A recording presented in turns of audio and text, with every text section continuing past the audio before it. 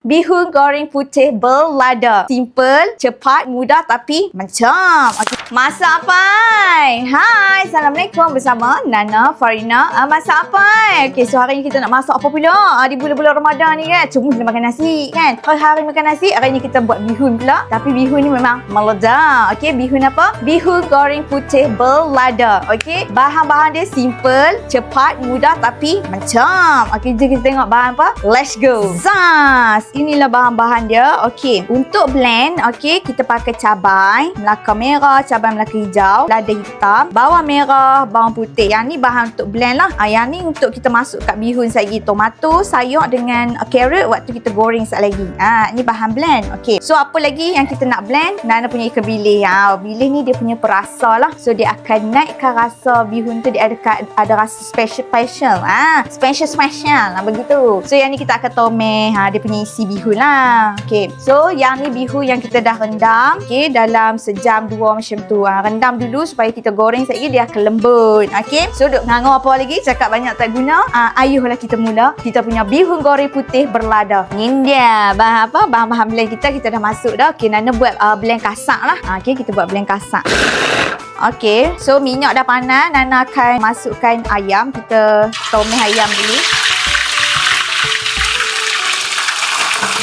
Sambil-sambil tomeh tu, kita pakai ayam ni, Nana akan masukkan sotong juga. Okay, so hari ni Nana pakai sotong dengan ayam. Kalau hampa nak pakai macam udang ke kan, tak kisah. Kalau udang ke, boleh je lagi rancak kan. Boleh je, ikut nak pakai daging pun boleh. Ikut selera masing-masing lah. Nak pakai sotong ke, udang ke, lobster, king crab pun boleh. Macam tu. Barulah jadi bihun kayangan.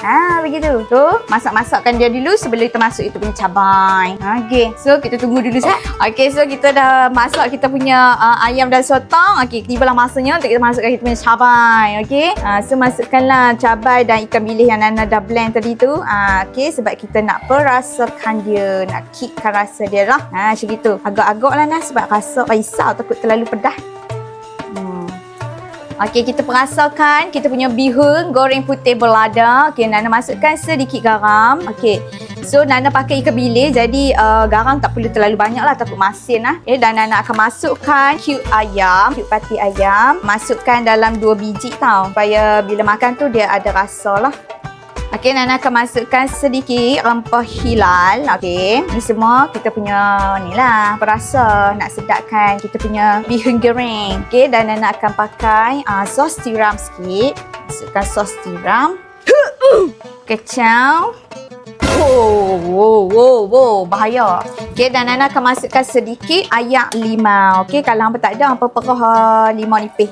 Okey, dia kena bubuh tau supaya dia mesti ada rasa masam-masam sikit. Bukan masam sangat lah, masam-masam sikit. So, bihun dia akan jadi kick. Memang macam. Nana akan masukkan Nana punya carrot dan tomato. Okey, sambil kita nak tunggu masukkan bihun. Okey, kita masak dulu, lembutkan sikit kita punya carrot lah.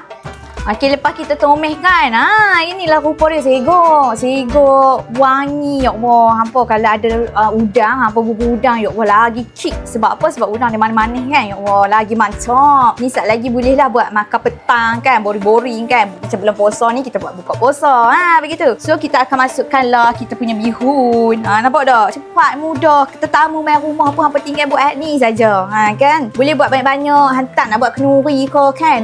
Goreng hak ni bagi orang makan sedap dan mudah. Begitu. Okey, so kita kacau-kacau lah kita punya bihun tu. Kacau-kacaukan dia dan last lagi kita masukkan kita punya sayur hijau. Okey. So nampak tak? Tunjuk dekat asyik. Alhamdulillah, dah siap dah bihun goreng putih berlada kita. So nampak tak? Segok dah rupa dia kan. Rupa dah segok, rasa insya-Allah lah Allah bagi sedap. Okey. So dah siap dah. Okey, so settle lah kita punya bihun goreng putih berlada. Alhamdulillah, siap dah bihun goreng putih berlada kita. Nampak tak? Begitu. Mestilah ada rasa pedas, dia ada macam masam-masam sikit. Masing-masing cukup rasa lah. Okey. So siap dah lah. Okey. So kita makanlah, boleh berbuka sekali lagi. Boleh makanlah bihun goreng ni kan. So raya-raya nanti nak buat minum-minum simple pun boleh buat.